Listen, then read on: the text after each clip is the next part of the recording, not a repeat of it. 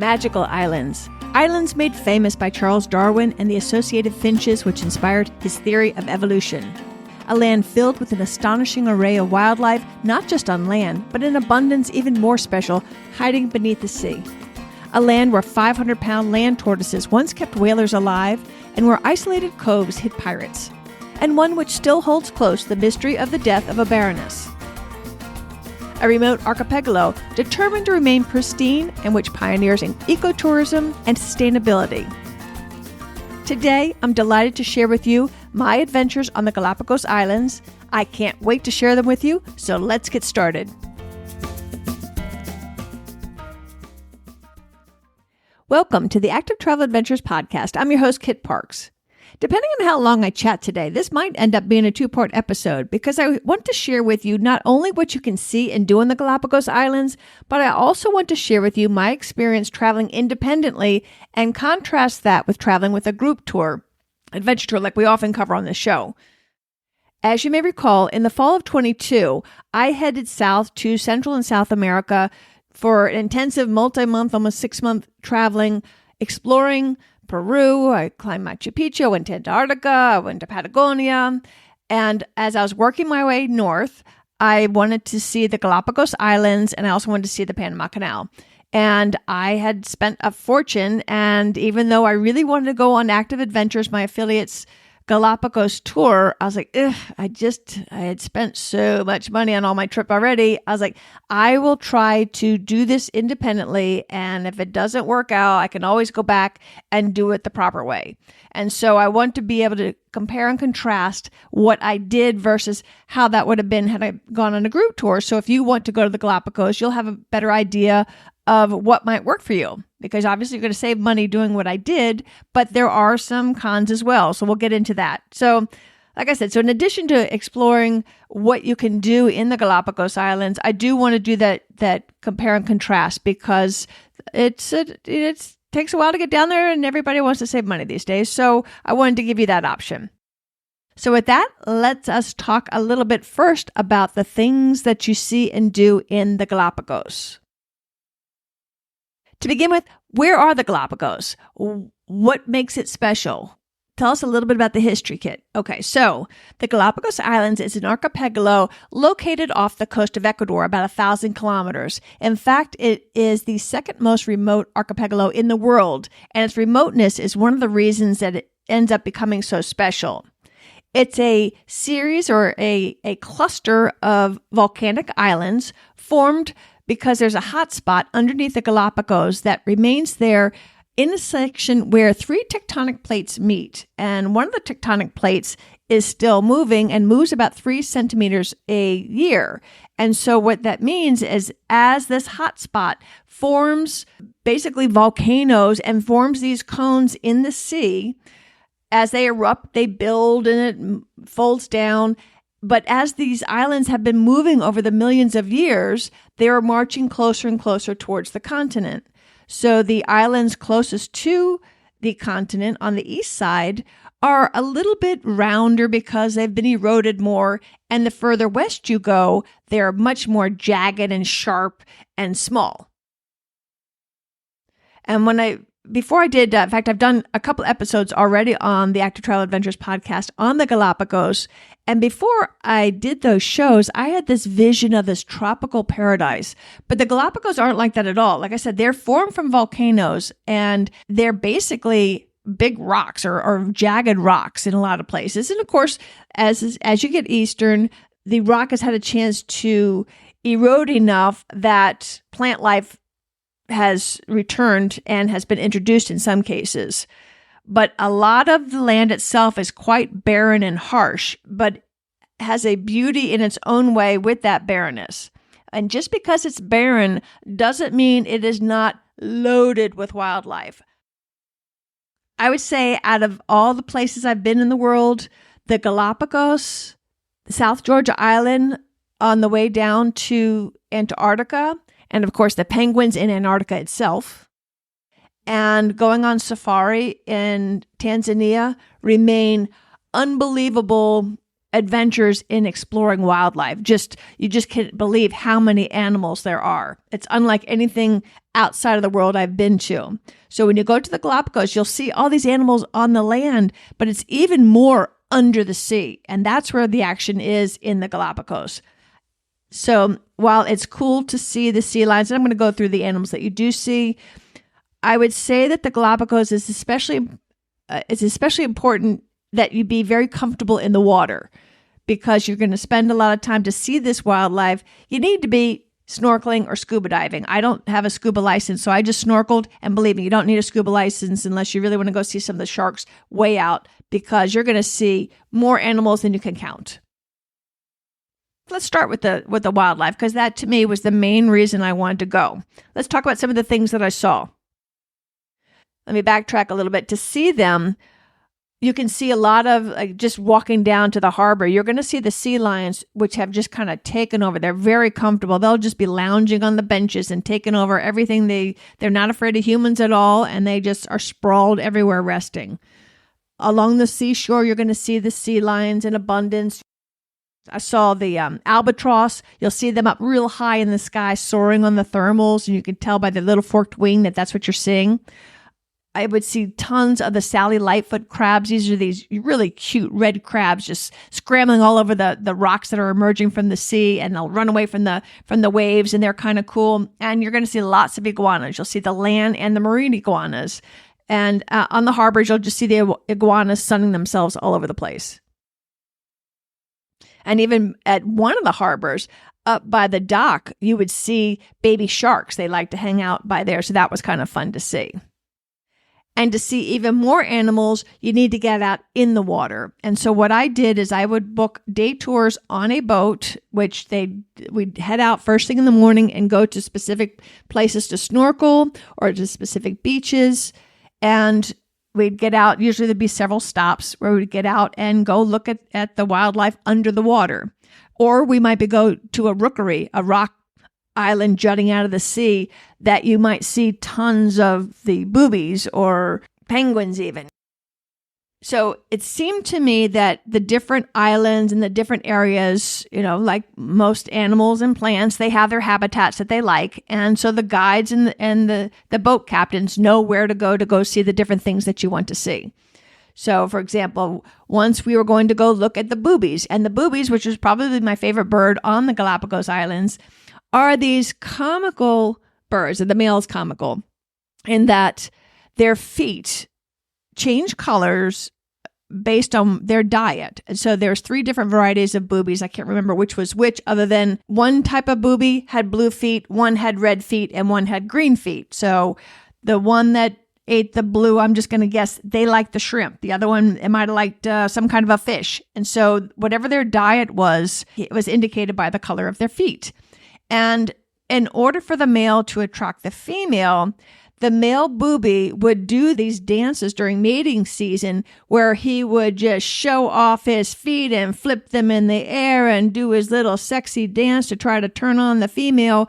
And the more colorful his foot meant, the better he was able to fish, and therefore would be a better provider. So the booby's dance is super important for a male in order for him to get the girl. And so that was a lot of fun watching them showing off their little dance, not for us, even though we got to see the show, for the ladies. There's also, surprisingly, penguins in the Galapagos Islands. I didn't get to see a lot of them, but we did go on one boat trip to this one rookery area where they knew that a lot of the penguins like to roost. So we saw a lot of them just tucked in these little holes and little nooks and crannies on this big rock out in the middle of the sea. And that's where they would like to raise their young. I saw some in the water, but mainly I saw the ones just sitting in the nest. Have you ever seen a lizard when it expands its throat big and red like a balloon? There's a bird in the Galapagos called a frigate, and the male frigate bird has this huge throat pouch that's bright red, similar to the lizard. And it uses its pouch again to attract the female. And one day, one of our tours took us to this rock island out in the middle of nowhere that was just loaded with these frigate birds. And it was breeding season, so they were all full of their redness in their throat. So that was really special to see them. One thing we saw a lot of is sharks. And I've never swam around sharks, but we got to see the Galapagos sharks, which don't bite you. And we saw them as we were coming into a cove. I was like, I'm going to go snorkeling with sharks. Not only do you go snorkeling, they're like right under you and going around you. I had a shark like 10 feet from me, like a big one, like 10 foot long shark. Now, they do have hammerheads, which I understand can hurt you. I saw close to shore just babies in a little nursery, and I'll talk about that in a little bit later. But if you go out to one of the famous snorkeling areas called Kicker Rock, that's where you'll see lots of hammerheads. If you're lucky, they're down below the surface. So even though they might bite humans, they're so far below you that they don't mess with you, but the water is so clear that you can see them. Or I should say it's usually very clear. The water is clear, but I was there after a storm had passed through recently. So there was a lot of sand particulates in the water. So I wasn't able to see the big hammerhead sharks. I was able to see a lot of the babies at this nursery that I went to go walk to see one day. And another really cool thing we saw a lot of were unbelievable amount of sea turtles. So I'll talk about that later. So you'd see them sometimes, just as we were snorkeling around, you'd see a big old sea turtle just swim right in front of you. And that was always fun. But the green turtles, which is the most common sea turtle in the Galapagos, I was there during breeding season. I was there in January.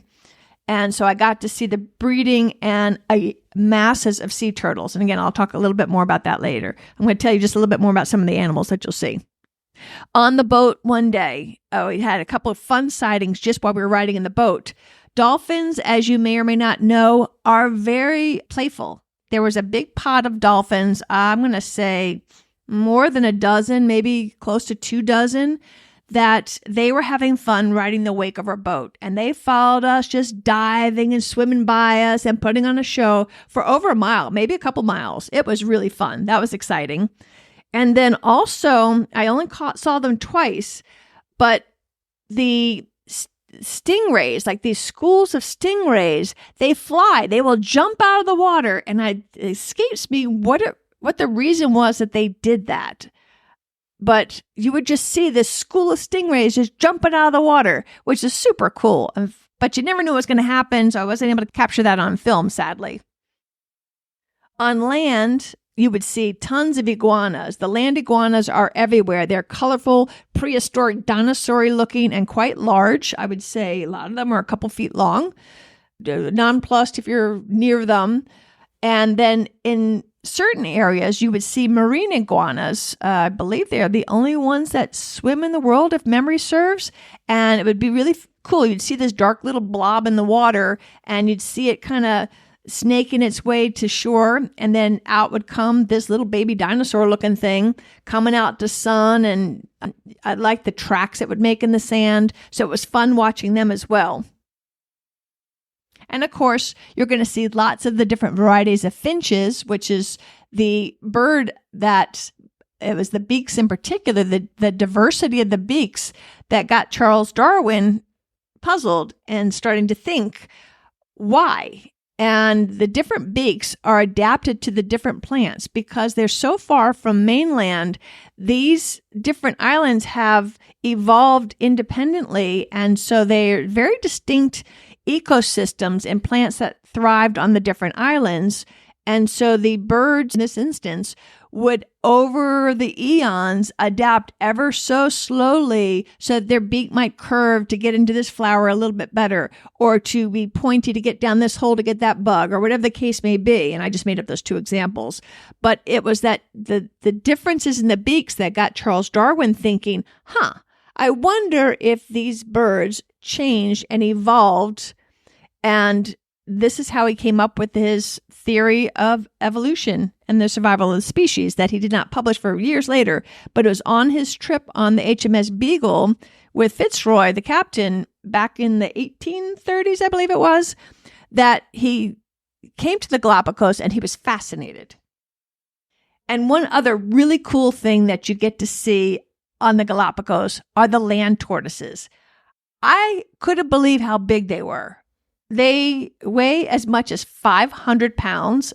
There's this one piece of private property that the owners allow to be visited by the public for it was $10 at the time I was there, where the tortoises like the habitat of this particular land. And there are dozens upon dozens of these giant land tortoises.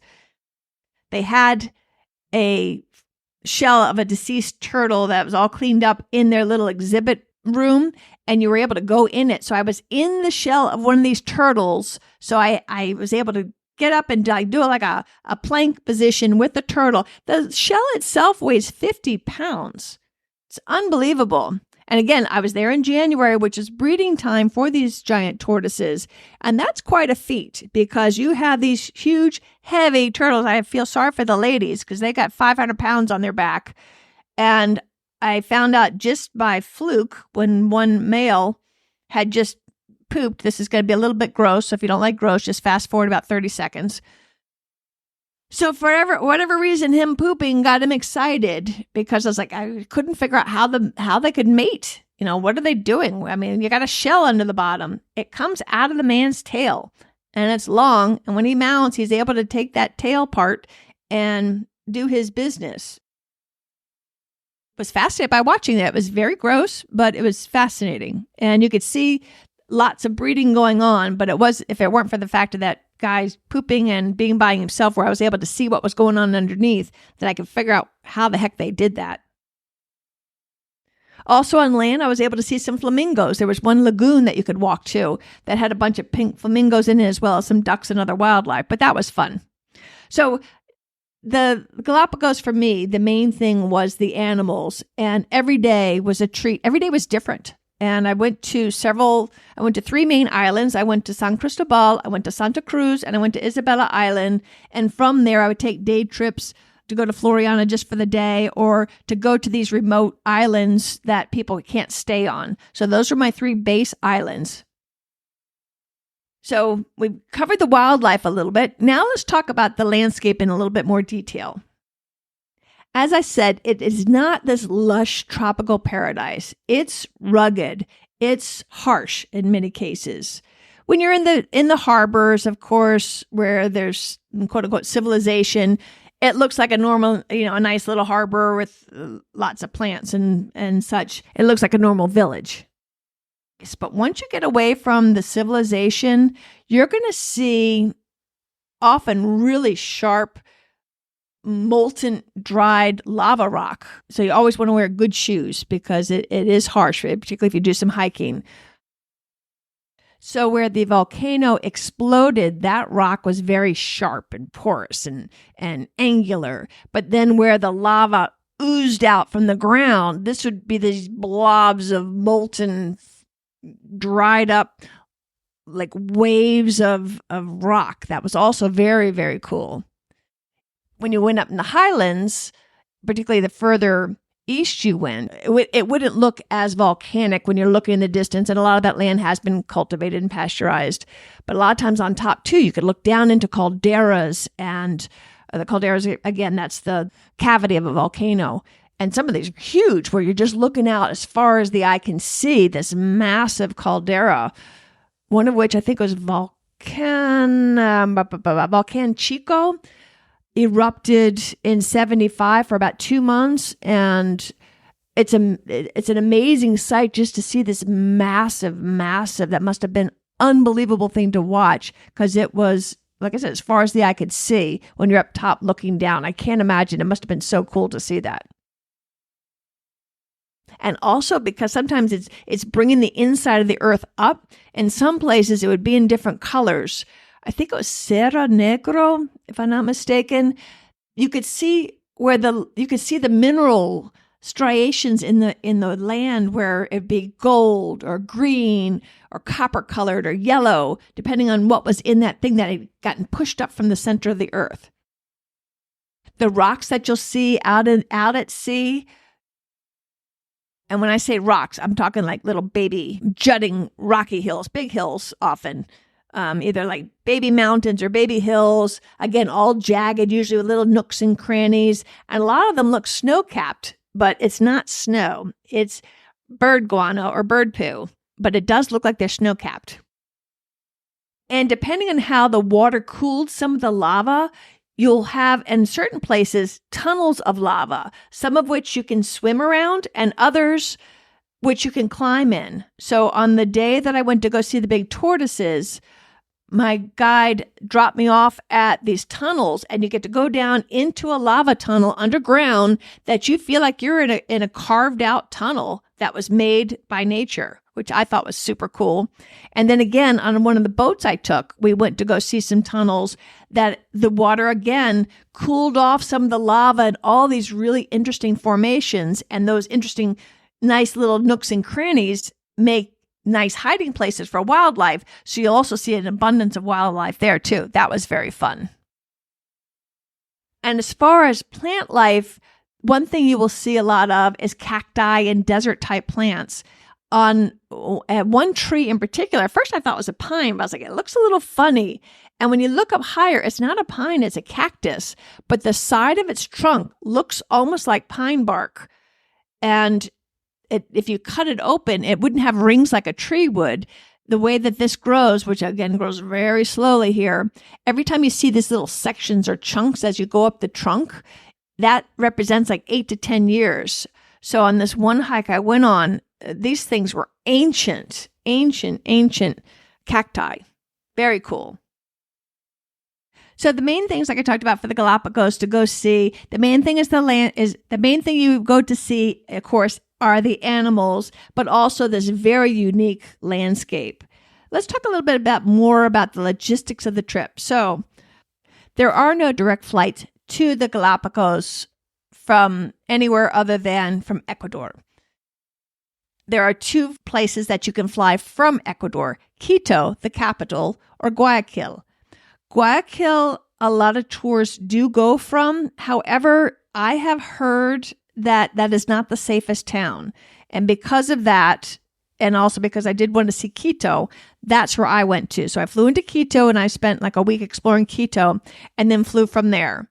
And while I'm thinking of it, first of all, Ecuador uses the US dollar. So if you're from the US, that makes it very simple. Bring cash, bring clean bills, because in the Galapagos, a lot of the ATMs, if you can find them, either don't work or they have run out of cash, and you have to pay cash in a lot of places. So come prepared, bring the cash. And at the airport, I didn't realize they wanted $100 cash in order for me to get on the plane that they paid. That was some kind of a fee that the country took. And I wasn't expecting that. Gratefully, I had that on hand because I don't believe they took credit cards for that. So I booked my trip from Quito to San Cristobal. I believe you can also fly into Santa Cruz, but I chose to go into San Cristobal. And also when you are comparing flights, note that you might see these special rates, and then you'll find out once you get there, that rate was just for locals and you're going to have to pay more. So be very careful on some of the discount airlines, because I heard a lot of people got tripped up by that because it's either in small print or they just don't tell you until you're getting ready to go on the flight. Oh, no, sorry, yours is going to cost an extra $100, $200 more. So be alert for that. And again, I would recommend flying out of Quito, not Guayaquil. I went with LATAM Airlines, LATAM for Latin American. I think that's what it's short for, LATAM Airlines. And they did a good job. It's some of the smaller regional airlines, I believe, that you have the problem with the jacked up price once you're at the airport ready to get on the plane. So be careful for that. Then getting around. So to get between the different islands, there's a ferry system. And then again, that was a little bit confusing because I was texting back and forth with the company that I found online to do so. And it was a little bit confusing. I was a little bit nervous about that, but I did get that all to work out fine. You're assigned to a certain ferry at a certain time and you go to the dock, and then there's all these different lines and you got to try to figure out which is the right line to go in. Like I said, I was able to work it out, but it was not as smooth as I would have liked it to be. And then each day, what I did is I bought day tours, which would take me out on a boat in the morning, and it'd be a half day or a full day tour. And I'll talk a little bit about some of those as we get further. Let's just talk about it right now. Okay, so my idea was to get there and then book my tours directly. Again, I was trying to save money, and if you book it ahead of time, you got the spot, which is important because remember, I was there when people still weren't doing a lot of traveling due to COVID. So I was guessing that I would be okay. Even though January is normally a very popular time, people were still a little bit afraid to travel internationally. And I was lucky in that I was able to do all the tours I wanted to do. I can't guarantee that it would work for you the same as it worked for me now that people are traveling like mad. So there's like when you go to any tourist town in the world, there's places that you can book tours. So right down by the harbor, I figured it'd be more expensive and more touristy. So I went back many blocks into where the locals lived and I found an agency there. The folks didn't speak English. I speak butchered Spanish. I call it caveman Spanish. I can communicate. I can kind of understand. There's a lot gets lost in translation. And I'll tell you a cute story in a minute about that. But I basically told them, I want to do all the fun things. These are the amount of days I've got here that I'm planning, and this is what I want to do. And so we worked out the different prices. Come to find out, pretty much all the prices are the same. I think that the government itself very much regulates the tourism. And so I think I didn't save by going inland a little bit. I think there's probably the same prices or close enough had I spoke with somebody that spoke English and I knew what I was booking kind of a thing up front. But if you do go there and book on the island, it's going to be less expensive than if you book it ahead of time from whatever country you live in. So my funny story. So I show up and I say, I want to do this, this, and this. I want to see the big turtles or the big tortoises. And so he tells me I got to come back at 1:00. I come back at 1:00. I assumed I had booked some group tour that I'd be getting on a van or a bus with a bunch of other people. But instead, he puts me in this car with this young man. That's not a cab. I thought I was going to be on a tour. I don't know what I just paid for all this money for, but off I go with this young man who obviously isn't a tour guide because he doesn't speak a word of English. And we drive up to the highlands and he pulls over and he says, go down there. And I go down there. And that's where I saw the lava tunnels. That was cool. And he seemed like a nice young man. I didn't really understand what was going on. I didn't know about these tunnel things. And I wondered if I was indeed going to go see the big turtles. As we drive along, I see a huge tortoise by the side of the road. I motion for him to stop. I want to take a photo. He ignores it. He said, no. And off we go. And I was like, well, that's kind of rude. What I didn't realize at the time was I ain't seen nothing yet. That was just an appetizer or a snack compared to what I was about to see in just a few moments. So I enjoy the tunnels, then off we go, and he takes me to the preserve where the large tortoises are. He gets out and he says, come back in 2 hours, whatever it was. I said, okay. And so I go, I pay my fee to go in, and they did have a guide walk the group, and that was helpful. And I got to see all these amazing tortoises, as I told you before, just mind-boggling how huge they are. And it turns out, I think basically my tour company just hired a cab or a kid they knew, or whatever it was, just to drive me up there. So that wasn't a tour. It was more just transportation that I believe I quite overpaid for, but I still had a great time. But I think I would have done better in that instance, either hiring a cab myself and saying either wait here or come back in 2 hours, whatever the case may be, or whatnot. But it was amusing. Now, I had paid this agency several $100s to do all the different activities that I wanted to do. And from what I could understand, I was supposed to show up at the office the next day at 8:00 for my next tour. So I get there early. I race to have breakfast beforehand because I don't know what kind of food we're going to have. And I'm sitting there and I'm sitting there and I'm sitting there. It's 8:00. Nobody's at the office. It's 8:15. Nobody's at the office. I know my ferry is leaving at 8:30 and I don't even know which ferry to get on or what boat to go on. I don't know what's going on. I'm frantically WhatsApping and texting and trying to reach these people and nobody's answering. So I'm getting a little, did I just get screwed over out of all these things? Are they taking advantage of the tourist? And finally the owner shows up and he walks me down to the ferry and sticks me in the right line. I was like, phew, at least I didn't get screwed. It was just a little late, but so that was a little twitchy. And again, another reason why it's kind of nice to have a tour company take care of all that stuff for you, because it was a little complicated trying to figure out which boat to get on down there. I say ferry at this point, that actually was a ship. I was going out with a captain and a tour, not the ferry. But even the ferries, it's just very chaotic down at the harbor because a lot of the things are all leaving at the same time. And you just see all these different lines. So hopefully you're on the right line. You get into one of the small little ferry taxis that will just shuttle you in view of a very nearby boat.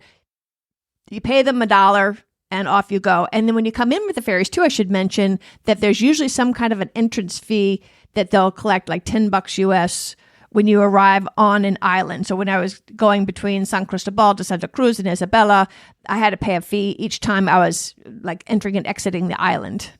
So again, you want to make sure you have a lot of clean, crisp US dollars and 5-10 low denomination dollars with you. So I think the water taxis are basically just a way to keep some people employed. So the taxi will take you to your ship, and then you go off on your tour from there. The tours generally included a pretty tasty lunch and usually a snack and sodas and such. I want to talk about what you need to wear on these ships. Remember, you're by the equator. That sun is brutal. And I wasn't trying to do any fashion statements or anything like that. So most days I would have my bathing suit on, but then I would wear a hiking shirt. So it's like a quick wicking long sleeve shirt, my long hiking pants. So I was cool. It provided shade. Most days I was the only one not getting sunburn. You want to wear a wide brim hat. If you don't want to wear the hiking shirt, get one of those long sun shirts. You've got to protect your skin or you're going to fry. And I'm talking serious fry. Bring good quality sunglasses, good quality reef-safe sunscreen. In addition, if they offer a wetsuit, you want to take the wetsuit. That water's cold. Many people didn't use it, but every time I did, I was very happy I did. That cold water coming from the south, remember we're in the southern hemisphere, so everything's backwards to if you're from the northern hemisphere. So anyway, so it's bringing up this very nutrient-rich water, which is another reason why you have such an amazing diversity and incredible wildlife there. You've got waters coming down from Panama. That current helps bring some of the warm water. And then there was a western current that kind of combines with all these and makes the water turbulent, and that kind of disperses and brings all those nutrients from the lower sea up to the top. Another reason that they have such not just a diverse habitat, but there's just gobs of them because there's so much food for them to eat. Anyhow, the water's cold. Always get the wetsuit. And it has the bonus of giving you some sun protection. I did go on a couple of day tours that they did not offer the wetsuit, and that's because they knew that where we were going, the water was warmer than regular. On some of the tours, again, I was not going with a tour company like Active Adventures, who I know is going to vet everybody. You don't necessarily have control over which boat you're on. What are their safety precautions? On one tour I went on, we did not have a safety ring for the swimmers. They did not give us life jackets. We were in very deep water. I'm going to guess more than 20 feet, maybe 30 feet deep. And I know how to not drown. I'm a fair swimmer, but I'm not a good swimmer. But like I said, I don't worry about me swimming because I know I can float on my back forever.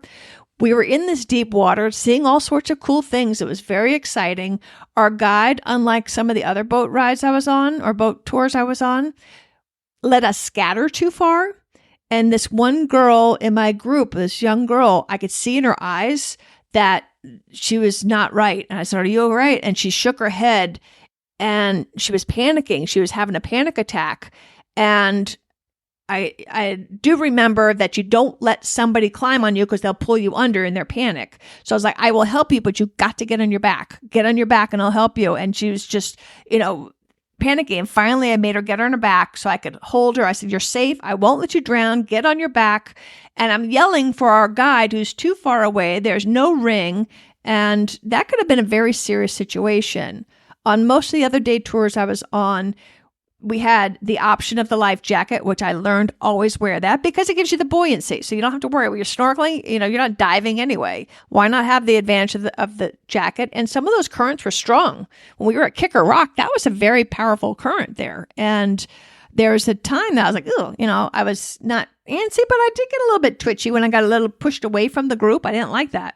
So anyway, wear the life jacket and make sure that you kind of stay near the guide because those currents can push you away a little bit. In fact, one time I was out, we were doing snorkeling and I was watching, having a good old time. And I looked up and I was swimming with a bunch of people, but those weren't my people. That wasn't my boat. And my boat, somehow or another, with all the different people intermixing in this one cool area, I'd gotten separated from my group. And it was a hard swim for me to get to them. And I noticed that my guide did not miss me. Not good. If you're on a tour group, like with Active, that's not going to happen because you're all going to be together. That's one of the benefits of that. And we'll get into that when I talk about the pros and cons. But those were a couple of distinct instances I remember feeling twitchy that it's not quite as safe doing it independently because I had no idea who I was going with. I just signed up, and whether the captain was, on top of it with the maintenance, whether the guide was on top of it with the safety and their skills, I had no idea. I was just going out in this boat with people. But again, I'll get more into that later. But those are some things I wanted to make sure you remember. I wanted to make sure to bring up to you at this point when we're talking about that. Another little handy tip is when you jump in to snorkel, hold on to your snorkel gear. You dive in with your mask on, but the tube is not in your mouth. Hold on to that tube. On one time, the tube wasn't locked onto the mask securely enough, and it dislocated when I entered the water, and it's sinking really fast. I'm trying to dive as fast as I can to get it, and I was like, I'm running out of breath. Fortunately, my guide had better lungs than me, and he got it because it was very deep there. We wouldn't have been able to reach the bottom of it, and they didn't bring any backup. So again, if you're a major tour company, they're going to have backup because they're going to assume somebody sometime along the line is going to screw up. And I was actually quite surprised that our boat didn't do that. But that would have put a big damper on the rest of my trip for that day. And you're paying a fair amount of money. Most of these tours are, $150 to I think I paid up to $300 for a day tour once. So you want to make sure you're able to do all the activities that you signed up for. On some, but not all of the outings that I went on, you had the option, I think, for an additional fee to actually dive if you're a scuba diver, but not everyone offered that. Of course, you have to bring your own gear for that. The snorkel gear was provided with all of my tours. Of course, you could bring your own for that too if you're a little bit cootie phobic. I'm not quite sure how well they are cleaning all this stuff, but I just went for it. As far as transportation on the islands itself, I walked most of the way. There are taxis, and they're all marked the same thing. Again, you need cash. Some of my one island, I forget which one, I was like 2 miles from the downtown. I would recommend being a little bit closer to town. I didn't mind; it was safe enough to walk, but I think it's just nicer if you can stay right in the heart of town. There's one night I was walking home at darkish dusk. And I didn't feel unsafe, but it's always just a good idea, just to be on the safe side. Food-wise, the food I found was good, reasonably priced for a touristy area. Lots and lots of seafood, of course, and in abundance. And I thought it was really funny, too. When you're trying to figure out where to eat, you would walk around and look at the cafes. And a lot of times they would have the fish that they were offering at this particular place. They'd have samples of what they look like and what their fish look like out on a table in front of the cafe or the restaurant, so you could get an idea, do you want to eat that or do you want to eat this kind of fish over here? And they would have somebody that was standing outside trying to entice you in. A lot of times you can get the meal of the day, which is a very economical way to eat, and it usually includes some kind of like a drink of some kind, a starter, and your main dish at pretty economical, but you don't necessarily get a choice of what it is. It's whatever the meal of the day is. But if you're trying to save some money, that's always a good way to do so. Difficulty-wise, some of the hikes I did, I would say they were fine. I mean, you want to be fit enough to do them. Some of the like I said, up in the highland hikes, they weren't overly challenging. I remember one fairly steep ascent, but it was no big deal. You could take your time. And the snorkeling it's more of, particularly if you have the life jacket, it's not that hard. I'd rate it, for the most part, I'd give it a 2 out of 5 for difficulty rating. So I don't necessarily think you have to train. As long as you're reasonably fit, you can do the stuff that the Galapagos has to offer. You can rent bikes, you can rent kayaks, but the main thing to me was the snorkeling. You could scuba dive on some of the day trips. There was a place, the name escapes me, but if you're a scuba diver, just Google There's some rock that was a long way away. I think it was like a 5-hour boat ride to get to, that people like to scuba dive to see the sharks. I was able to see lots of sharks. There's the Galapagos sharks I mentioned, the little baby hammerheads, and I could have seen the big ones at Kicker Rock if the water was clear. And then there was the tintorella sharks. I didn't swim with those, but we saw from above on a hike where they like this one little cove, almost like a tunnel or a little grotto almost, that they like to hang out during the day and just rest. So you just saw this whole little like pond full of sharks, big sharks, that at night they would leave this pond and go out to sea to feed. That was kind of fun. When to go? You can pretty much go year round because the temperature doesn't vary that much. They have a rainy season and a dry season, but it doesn't really make that much of a difference because it's hot. So it's probably a refreshing rain. So I would go more when it suits your timetable and not worry too much about that. January is a popular time, and that was also breeding season for a lot of the birds that I saw. So keep that in mind as well. Most of the action is certainly in walkable distance in the downtown areas. The towns themselves are quite small, and you can walk the whole town in no time. In San Cristobal and Santa Cruz, they have interpretive centers and a research station. Those are definitely worth a trip too for the cultural and the historical aspects of that. At the Charles Darwin Foundation, you'll get to see a taxidermied Lonesome George. Now, poor old George, he was the last of the massive Pinta Island tortoises. Back in 1906, they brought what they thought to be the last 3 to this center in hopes of breeding and saving them, but that did not work.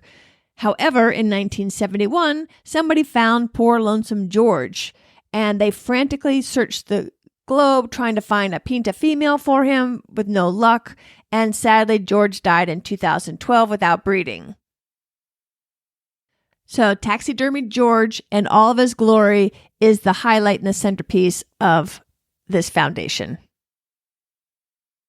And that it's a pretty chill place to go on vacation. There's not going to be, maybe there was some nightlife. I didn't do that, but maybe there's places to go at night. But it's mainly just relaxing and going there for the wildlife.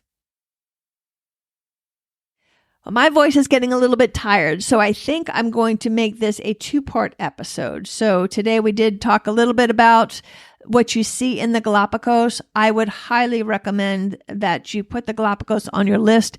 It was a highlight trip for me. I will finally look back. In fact, going through all my photos today in preparation for recording this was so much fun. I took 1,100 photos during my time there. 1,100. So I do need to clean that down a little, or bring that down a little bit so I can look at them again in the future and enjoy them. But it was just so much fun. Oh, I just thought of one more thing too when I was looking at my photos.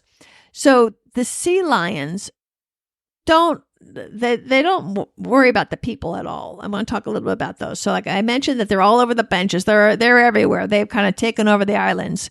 And so a couple little stories about the sea lions before I let you go. When I first landed, they're all over the harbor, sitting on the benches and wandering up from the beaches and all that. And as I was walking, I was trying to find a restaurant that night to look for a place that was not so touristy. And so I just walked until I left the tourist area, and I came to this small cove, and in this cove, it had a natural, almost like a little pond, and the tide was out. So there was just a little bit of water in there, and it made like a baby pool.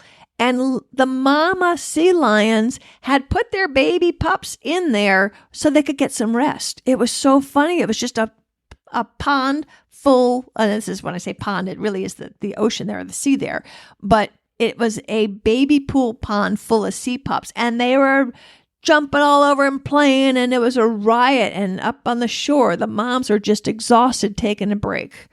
And there's another place sometime later that week when I was taking a walk on the beach, and again, I saw a pup kind of all by itself. I was like, where's the mama? Because it was a small baby. And I saw the mama lying in the shade, just trying to take a rest. And she had put the pup where she thought it'd be safe and out of trouble just so she could take a break. I thought that was interesting. Another interesting thing at this place where I end up eating on that first day. So I find this locals place, and I like going to where the locals are. And they had their own radios, and there's an outdoor cafe. I sat there and I was able to people watch, which I love. And it was right next to their beach. That, again, it was not the tourist beach. This is where the locals were hanging out and the families are running around and playing. But there were a couple of tourists like myself. And this one girl came out of the water after a swim, and a sea lion had planted itself on her towel and it was lying on her flip-flops, and she wanted her place back. And that's the only time I ever saw one get mildly aggressive, because she was trying to yell at this thing to go. And he's like, I'm not going. And it was getting snippy, and I thought she was being foolish. All she had to do is wait. The thing's going to leave sooner or later. And when we were out swimming, we'd be swimming with the sea lions. They'd be zooming all around us. And this one cove we swam at, one of the females, we had to worry about the father, the lead bull male, and they are huge. So it's easy to tell which one's which. We were with his harem and his pups, and he was out doing whatever. And so our guide was keeping a lookout for him. He was the only one we had to worry about. But the ladies and the babies, they were just swimming all around us. And one mischievous mama, and she grabbed the rope that held our life ring and just was zipping around the water with it. All over. It's a riot, and I have that on film, and that was so much fun, and it's a very fond memory. So the sea lions, like I said, they're, to me, one of the most important animals or the most memorable animals I saw on the Galapagos Islands, and I absolutely loved my trip there and cannot more highly recommend that you go there. And in our next episode, I will go through the pros and cons of doing it independently like I did versus going with a adventure tour company like my affiliate Active Adventures, which if you do go with them, remember, if you use the promo code ATA200, you can save $200 off the trip. And I will tell you the pros and cons when we get back in 2 weeks. I hope you've enjoyed my reminiscing about my trip to the Galapagos Islands. I look forward to sharing the next part with you in 2 weeks. Thanks for listening. Until next time, this is Kit Parks. Adventure on.